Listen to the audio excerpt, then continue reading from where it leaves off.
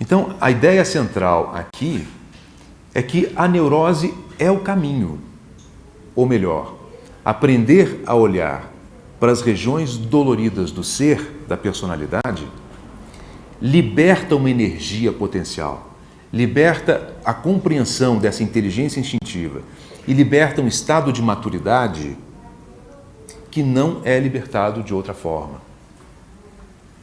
Portanto, a iluminação está dentro da neurose. Portanto, a neurose é o próprio caminho.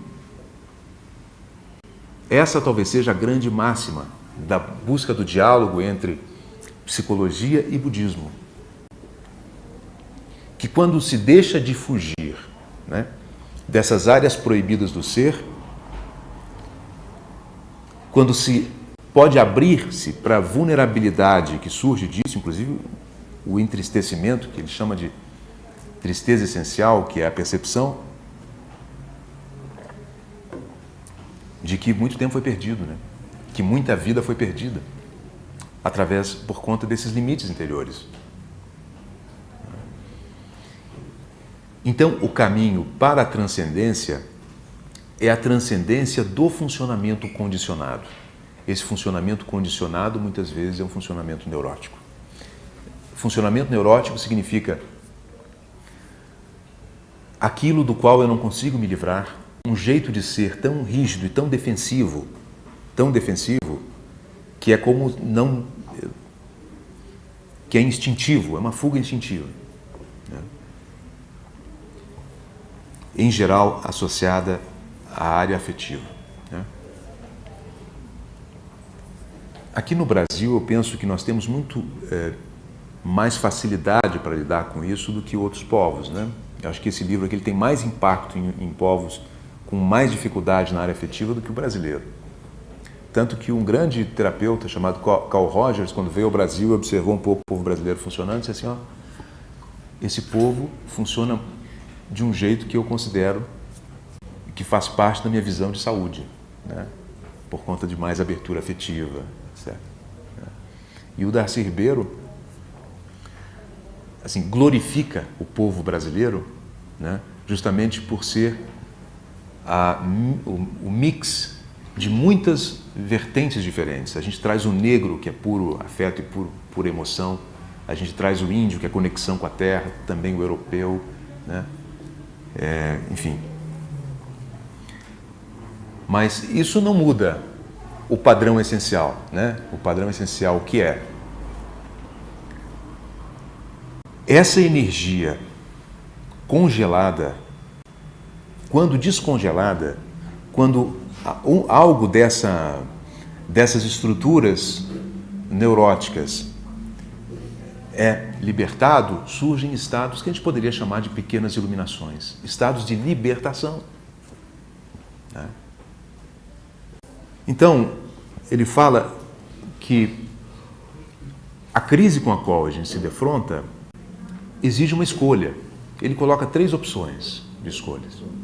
A primeira é a escolha de não ir ao conhecido, ao desconhecido, de não querer enfrentar, de não querer olhar, né? E aceitar a permanência de uma maneira já conhecida de ser. A vida muda o tempo todo. Nós mudamos o tempo todo. Se nós não opomos resistência, o nosso processo de mudança não cessa.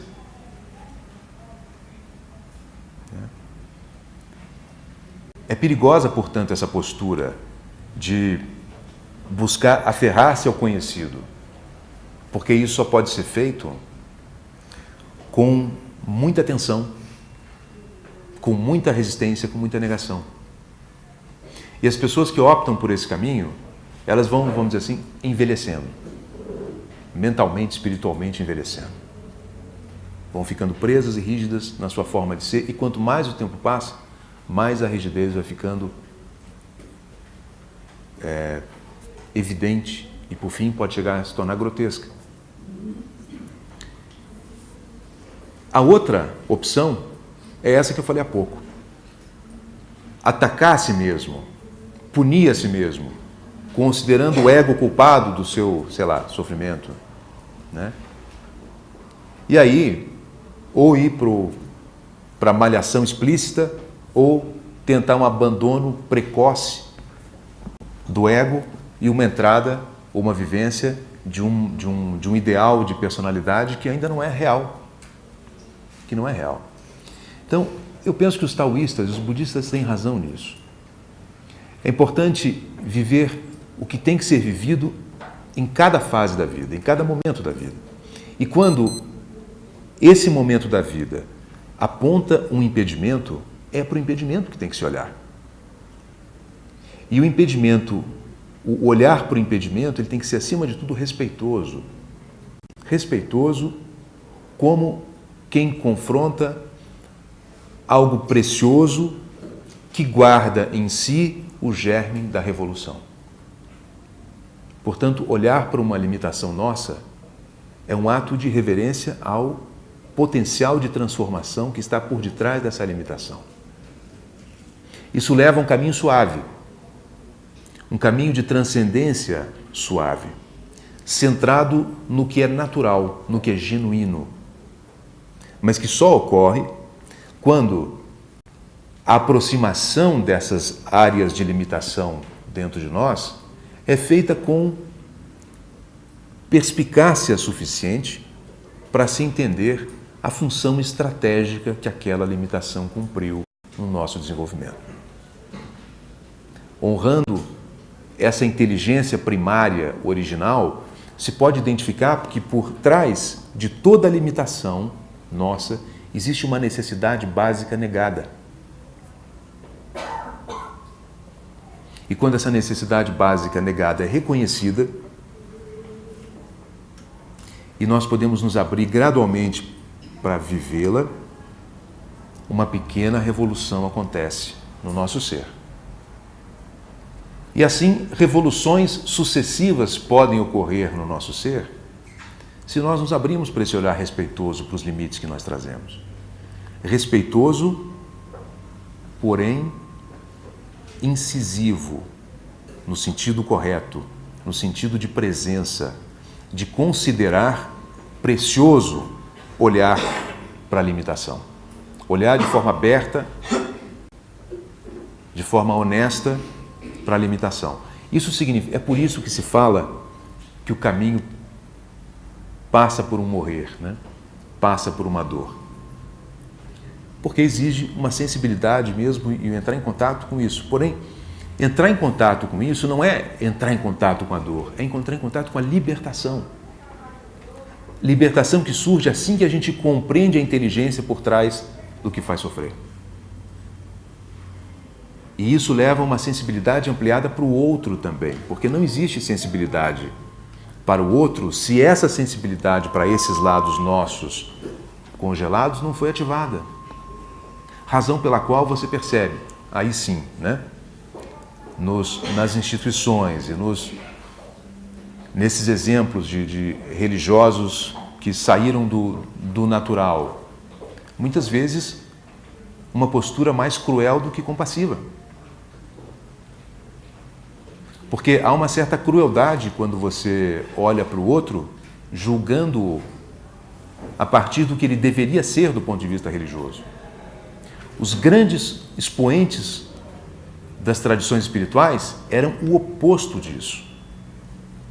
Podiam olhar para todos os seres com um olhar de aceitação e um olhar amoroso, sem, vamos dizer assim, projetos determinados a priori,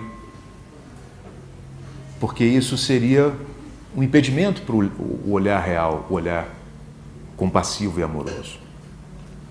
O reconhecimento da potencialidade do outro, sim, isso sempre está presente no olhar do verdadeiro espiritual, da pessoa realmente espiritual, né?